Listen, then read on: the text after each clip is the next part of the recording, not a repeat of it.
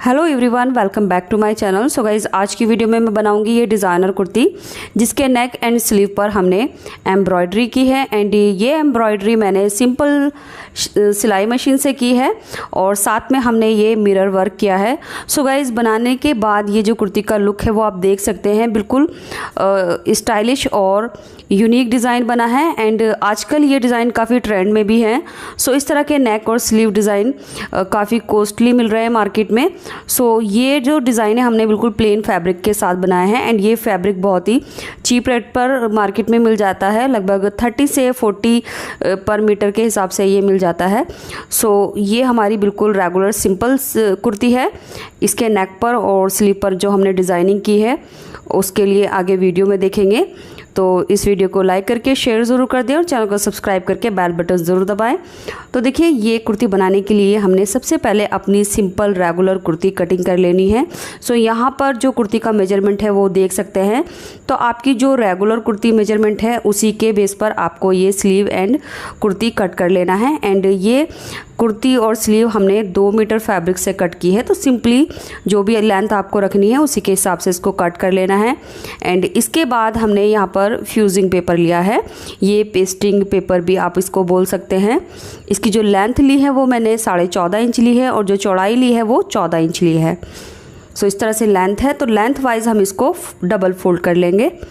And इसके बाद open वाली साइड से यहाँ से हम 5 इंच पर ऊपर की तरफ एक मार्क करेंगे और इस वाले मार्क को हम फोल्ड वाली साइड पर इस तरह से तिरछा करके मिला देंगे। इसके बाद हमने इसकी कटिंग कर लेनी है। तो ये कटिंग कुछ इस तरह से होगी। तो बस हमारा ये फ्यूजिंग पेपर की कटिंग हो गई है। सेंटर का एक नॉच लगा लेंगे। अब यहाँ पर आप देखिए, ये जो हमारा फ्यूजिंग पेपर है इसमें एक तरफ जो होता है वो काफ़ी ग्लू होता है, शाइनिंग होती है, और एक तरफ रफ सा होता है। सो जिस तरफ शाइनिंग यानी ग्लू होता है उसको हमने फैब्रिक की रॉन्ग साइड पर इस तरह से सेंटर मिलाकर रखना है। कुर्ती और फ्यूजिंग पेपर का जो सेंटर है उसको हम बराबर मिलाकर रखेंगे और आयरन की हेल्प से उसको पेस्ट कर लेंगे। इसके बाद देखिए, जो हमारी सिंपल जो स्लीव है इसकी लेंथ और विड्थ हमने अपने कुर्ती के मेजरमेंट के अकॉर्डिंग रख लेना है इस तरह से। अब जो स्लीव की ओपनिंग है जितना फोल्ड करना है उस पर मार्क कर लेंगे और इस तरह से स्ट्रेट मार्क कर देंगे। तो इतना फैब्रिक हमारा फोल्ड हो जाएगा। इसके बाद देखिए, हमने इसके लिए भी सेम फ्यूजिंग पेपर लिया है। सो इस तरह से लगभग ये हमारा 12 इंच रहेगा और इस तरह से ये हमारा लगभग 10 इंच रहेगा। अब इसको हमने इस तरह से डबल फोल्ड करके 4 फोल्ड कर लेना है। सो लीजिए, यहाँ से ये 5 इंच है और जो इसकी लेंथ है ये 6 इंच है। तो 6 इंच हमारी जो है मोरी है, यानी मोरी की चौड़ाई है। तो मोरी की चौड़ाई के हिसाब से हमने 6 इंच लिया है और जो इसकी लेंथ ली है वो 5 इंच ली है। अब देखिए, ओपन वाली साइड में हमने ऊपर की तरफ इसका हाफ मार्क कर लेना है जो है 2.5 इंच। अब इसको भी हमने ऊपर कॉर्नर में इस तरह से तिरछा करके मिला देना है और इसको कट कर लेना है। तो वही पैटर्न हम स्लीव पर भी बनाएंगे जो हमने नेक पर बनाया है। तो लीजिए, ये हमारे 2 पेपर फ्यूजिंग पेपर को हमने कट कर लिया है। सो यहाँ पर वही शेप आई है जो हमने नेक पर बनाई थी। अब इसको भी बिल्कुल इसी तरह से हम अपनी स्लीव के ऊपर पेस्ट कर लेंगे। तो जो हमारा फ्यूजिंग पेपर है उसकी ग्लू वाली साइड को स्लीव की रॉन्ग साइड पर इस तरह से रखना है और जो मार्जिन वाला फैब्रिक है वो आगे की तरफ निकाल कर रखेंगे। तो लीजिए, इस तरह से हमने स्लीव पर दोनों फ्यूजिंग पेपर को पेस्ट कर लिया है। आगे की तरफ जो हमने फोल्ड करना है फैब्रिक, इसको छोड़ते हुए हमने फ्यूजिंग पेपर चिपकाया है। ये फैब्रिक इस तरह से फोल्ड हो जाएगा। तो दोनों स्लीव पर हमने अपना पेपर पेस्ट कर लिया है रॉन्ग साइड में। इसके बाद बिल्कुल इसी तरह से हमने कुर्ती के नेक साइड में भी ये फ्यूजिंग पेपर पेस्ट किया है और ये हमने रॉन्ग साइड में पेस्ट करके दोनों के सेंटर में एक आयरन से क्रीज बना ली है। अब देखिए, नीचे की तरफ से लगभग 1/4 इंच पर हम इस तरह से एक मार्क करेंगे। सो दोनों साइड में हमने नीचे की तरफ 1/4 इंच पर मार्क करना है। अब इस साइड भी हम 1/4 इंच पर मार्क करेंगे। एंड इसके बाद अब हमने जो नेक का सेंटर है जहाँ पर हमने क्रीज बनाई है यहाँ मार्क करना है। तो लगभग मैं 1/4 इंच पर सेंटर से इधर मार्क करूँगी और 1/4 इंच इधर मार्क करूँगी और उसके बाद मैं सभी मार्क को 1/4 इंच की दूरी पर करूँगी। आप यहाँ पर 1/2 इंच भी ले सकते हैं और 1 इंच भी ले सकते हैं। तो मैंने यहाँ पर 1/4 इंच लिया है। तो सभी मार्क इस तरफ मैं 1/4 इंच कर दूँगी। एंड बिल्कुल इसी तरह से अब हम दूसरी साइड में भी 1/4 इंच की दूरी पर सारे मार्क करेंगे। तो सभी मार्क को हमने बराबर पौने इंच की दूरी पर करते जाना है। इसके बाद आगे की तरफ भी हमारा पौने इंच बच रहा है जो कंधी सिलेगी। अब देखिए यहाँ भी सेंटर में मार्क करेंगे और ये जो हमने मार्क किया है इस मार्क को अब हम सीधा कर लेंगे और नीचे की तरफ ये मार्क हमने जो 1/4 इंच की लाइन ड्रॉ की थी पहले, सबसे पहले वहाँ तक हमने ये मिलाना है। अब इस तरह से सभी मार्क को हमने नीचे तक पौने इंच की दूरी पर बराबर सीधा करते जाना है। सो गाइस यहाँ पर हमारा जो इंची टेप है उसकी जो चौड़ाई है वो भी लगभग पौने इंच का गैप है। तो बस इंची टेप की हेल्प से हमने इसकी दूरी को मेजर करते हुए मार्क करना है। सो यहाँ पर सभी मार्क को मैं इंची टेप रखते हुए इस तरह से ड्रॉ कर लूँगी। अगर आप चाहें तो यहाँ पर स्केल की हेल्प से भी ये सीधे मार्क कर सकते हैं, बट देखिए इंची टेप से भी बहुत ही आसानी से ये मार्क सीधे सीधे हो रहे हैं। सो बस इस तरह से हमने ये मार्क सीधे कर लेने हैं एंड नीचे ये मार्क हमने जो 1/4 इंच की लाइन ड्रॉ की है वहीं तक ले जाकर रोकने हैं। सो सभी मार्क को हमने इस तरह से आगे तक कंप्लीट कर लेना है एंड बिल्कुल इसी तरह से हमने इसकी स्लीव पर भी देखिए मार्किंग की है और ऊपर की तरफ इसमें भी हमने 1/4 इंच मार्क किया है। इसके बाद अब हमने डिज़ाइनिंग करनी है। तो डिज़ाइनिंग करने के लिए मैंने यहाँ पर सिंपल अपना ज़री थ्रेड लिया है। ये ज़री थ्रेड कई कलर में अवेलेबल है, सो आप अपने फैब्रिक के कलर के हिसाब से इसको ले सकते हैं। मैंने गोल्डन कलर का लिया है। अब देखिए जो हमारा ज़री थ्रेड है वो काफ़ी बारीक है, तो मैं इसको डबल करके लगाऊंगी ताकि जो मेरे फैब्रिक पर एम्ब्रॉयडरी हो वो थोड़ी थिक हो। तो उसके लिए मैंने ज़री थ्रेड को 2 डिब्बियों में भर लिया है इस तरह से। इसके बाद अब हमने इस थ्रेड के दोनों सिरों को पकड़ना है एंड इसके बाद अब मैं जो मेरी मेन डिब्बी है यानी बाबिन है इसको मैं इसके अंदर भरना स्टार्ट करूँगी एंड पूरी डिब्बी को इसी तरह से फिल कर लूँगी। तो जितनी भी ज़रूरत होगी हमने इसी तरह से ज़री थ्रेड को भर लेना है। इसके बाद अब हमने अपनी डिब्बी में इसको इंसर्ट करना है इस तरह से एंड अब देखिए जो हमारा ज़री थ्रेड है वो डबल हो गया है, तो उसके लिए हमने ये वाला स्क्रू को थोड़ा सा लूज़ कर लेना है। सो मैं यहाँ पर इसको थोड़ा सा लूज़ कर लूँगी तो इसकी हेल्प से ये आसानी से हो जाएगा। अब देखिए ये आसानी से बाहर निकल रहा है। इसके बाद अब हमने इसको मशीन में अपनी सेट कर लेना है एंड ऊपर वाला धागा हम फैब्रिक के कलर का लेंगे। आप चाहें तो ज़री थ्रेड के कलर का भी ले सकते हैं, बट मैंने फैब्रिक के कलर का लिया है। तो नीचे से ये देखिए ज़री थ्रेड आ गया है। अब हमने डिज़ाइनिंग करना स्टार्ट करना है। अब देखिए यहाँ से हम करना स्टार्ट करेंगे। ये मैंने फर्स्ट लाइन ड्रॉ की है, यहीं से करना स्टार्ट करेंगे। तो जो मशीन को हमने थोड़ा सा स्लोली चलाना है, इतना फास्ट नहीं चलाएंगे। अगर हम फास्ट चलाएंगे तो ज़री थ्रेड नीचे से टूट जाएगा। अब देखिए यहाँ आने के बाद जो हमने 1/4 इंच मार्क किया था यहीं तक आना है। इसके बाद इसको वापस में बैक करना है और उसी सिलाई के ऊपर हम फिर से एक सिलाई कर देंगे ताकि जो हमारी एम्ब्रॉयडरी है ये डबल हो जाए। इसके बाद अब हमने यहाँ से धागा कट नहीं करना है, अदरवाइज़ हमारा जो ज़री थ्रेड है वो वेस्ट हो जाएगा।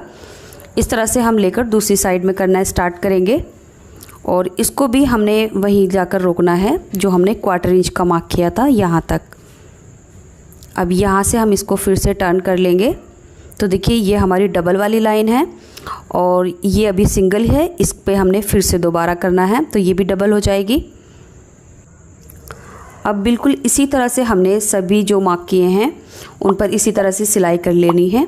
बस यहाँ पर ध्यान रखना है जो हमने सिलाई करनी है, क्योंकि जब हम स्टार्ट करते हैं सिलाई तो मशीन को बहुत तेज़ नहीं चलाना है, झटके से नहीं चलाना है, बहुत ही हमने स्लोली इस मशीन को चलाते हुए ये सिलाई करनी है।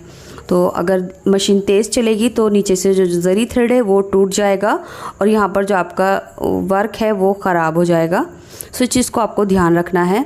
एंड अगर आपका धागा ऊपर से ज़्यादा लूज़ है तो आप उसको एडजस्ट कर लीजिए, क्योंकि नीचे जो ऊपर का कलर का धागा है वो नीचे लूज़ नहीं होना चाहिए। एंड गाइज़ ये जो एम्ब्रॉयडरी है ये हम किसी भी नॉर्मल मशीन से कर सकते हैं। मेरे पास अम्ब्रेला पैडल मशीन है जिससे मैं ये वर्क कर रही हूँ। आप चाहें तो इसको हैंड वाली मशीन से भी कर सकते हैं, यानी सिंपल मशीन से भी कर सकते हैं। एंड इसके बाद जो इसकी निडल है वो भी वही लगेगी जो आप नॉर्मली डेली यूज़ करते हैं, कोई स्पेशल इसमें निडल लगाने की ज़रूरत नहीं है। एंड इस वीडियो में मैंने काफ़ी अच्छे से डिटेल में ये सब चीज़ें बता दी हैं, लेकिन फिर भी आपकी कोई क्वेरी है या कोई सवाल है तो आप मुझे कमेंट बॉक्स में पूछ लेना, जहाँ पे मैं आपकी प्रॉब्लम के अकॉर्डिंग आपको अच्छे से समझा दूँगी। तो लीजिए इस तरह से ये हमारा डिज़ाइन कंप्लीट हो चुका है। इसके बाद हम अपना सिंपल नॉर्मल नेक बना लेंगे। तो उसके लिए मैंने सेंटर में मार्क किया है। नेक की चौड़ाई 6 इंच है और लंबाई 5.5 इंच है और इसको मैंने राउंड शेप में कट करके फैब्रिक पर पेस्ट कर लिया है। अब सिंपली हम अपने नेक को सेंटर पर रखेंगे और नेक की गोलाई में एक सिलाई कर देंगे इस तरह से। इसके बाद हम अंदर का एक्स्ट्रा फैब्रिक कट कर देंगे 1/4 इंच फैब्रिक को छोड़ते हुए। अब हमने इस फैब्रिक में छोटे छोटे कट लगाने हैं जो हमने 1/4 इंच फैब्रिक छोड़ा है इस तरह से। इसके बाद अब हम इसको बुकरम को अंदर की तरफ फोल्ड करेंगे एंड इसके ऊपर लगाने के लिए मैंने डबल साइडेड ट्रायंगल लेस ली है जिसको मैं नेक की गोलाई में इस तरह से रखूँगी और सेंटर में एक सिलाई लगा दूँगी। सो ये जो लेस है वो गोलाई में बहुत अच्छे से घूम जाएगी। सो इस तरह से सिंपली हमने ये लेस यहाँ पर लगा लेनी है। तो लीजिए तैयार है हमारा परफेक्ट नेक।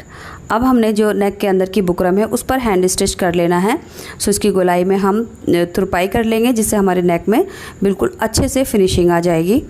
इसके बाद अब हमने देखिए ये मिरर लिए हैं जिनकी जो इनकी शेप है वो कुछ इस तरह से है। सो ये पत्ती टाइप की शेप है। सो इसको हमने यहाँ इस तरह से रख कर चिपका लेना है। सो उसके लिए मैं यहाँ पर फैब्रिक ग्लू ले रही हूँ। अब इसको हमने थोड़ा थोड़ा रख कर इस तरह से चिपका लेना है इस तरह से।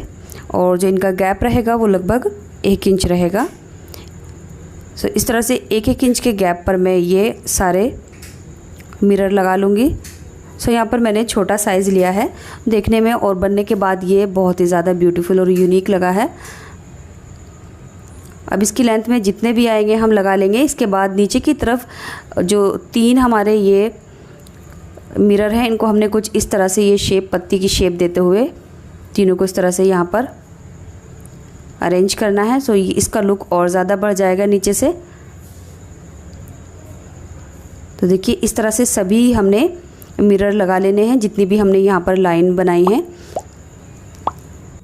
सो फ्रेंड्स वीडियो में कोई ऐसी बात जो आपको अच्छे से नहीं समझ आई हो या मैं आपको अच्छे से नहीं समझा पाई हूँ तो वो आप मुझे कमेंट में पूछ लेना, मैं डेफिनेटली रिप्लाई करूँगी। एंड जितनी भी चीज़ें मैंने इस वीडियो में अच्छे से समझाई हैं सो हो सके तो वो सब मत पूछना, वीडियो आप ध्यान से देख लीजिए, एक एक चीज़ आपको अच्छे से समझ आ जाएगी। तो लीजिए इसी तरह से हमने सभी मिरर लगा लिए हैं और बिल्कुल इसी तरह से हमने इसकी स्लीव रेडी की है। यहाँ पर आप देख सकते हैं और स्लीव का जो एक्स्ट्रा फैब्रिक था वो अंदर की तरफ हमने फोल्ड कर दिया है जिस पर हैंड स्टिच कर देंगे और ऊपर से एक लेस लगा दी है और दोनों साइड से हमने जितना मार्जिन रखना था उसको छोड़ते हुए हमने यहाँ पर मिरर लगाए हैं। अब ये स्लीव का शेप रहेगा। तो यहाँ आकर हमारा डिज़ाइन कंप्लीट हो गया है। इसके बाद हम कुर्ती का बैक नेक बनाएंगे, कंधी जोड़कर फिटिंग लगाकर अपनी स्लीव लगा लेंगे। सो यहाँ पर ये हमारी कुर्ती रेडी हो जाएगी। सो गाइज़ उम्मीद करती हूँ आपको ये वीडियो पसंद आई है। एंड अगर आप ये प्लाज़ो का ट्यूटोरियल देखना चाहते हैं तो उसका लिंक मैं इस वीडियो के डिस्क्रिप्शन बॉक्स में दे दूँगी जहाँ से आप ये अम्ब्रेला प्लाज़ो की कटिंग स्टिचिंग देख सकते हैं। एंड ये प्लाज़ो मैंने बहुत अच्छे से एंड डिटेल में बनाया है। जो बिगनर्स को प्रॉब्लम आती है यानी प्लाज़ो ऊँचा नीचा हो जाता है और आसन की साइड से जो प्रॉब्लम होती है सो उसी के रिगार्डिंग मैंने ये अम्ब्रेला प्लाज़ो बनाया है। सो आप वो वीडियो देख लीजिए, काफ़ी अच्छे से डिटेल में बताई गई है। और इस अम्ब्रेला प्लाज़ो का जो लिंक है वो आपको डिस्क्रिप्शन बॉक्स और पिन कमेंट में मिल जाएगा क्योंकि ये प्लाज़ो का वीडियो मैंने अपने दूसरे चैनल पर पोस्ट किया है। सो वो वीडियो देखकर आप उस चैनल को भी सब्सक्राइब कर लीजिए क्योंकि मैं उस पर भी बहुत यूज़फुल वीडियो पोस्ट करती रहती हूँ। और आपको और ज़्यादा डिज़ाइनर कुर्ती एम्ब्रॉयडरी वर्क की वीडियो देखनी है तो आप मेरे चैनल पर एक बार विज़िट ज़रूर करें। वहाँ पर मैंने काफ़ी अच्छे से डिज़ाइन पोस्ट कर रखे हैं। सो वहाँ पर आप गोटा वर्क के डिज़ाइन भी देख सकते हैं जो मैंने मशीन से किए थे। इसी के साथ वीडियो कंप्लीट होता है। मिलते हैं अगले वीडियो में कुछ नए आइडियाज़ के साथ। तब तक के लिए bye, take care, thanks for watching this video.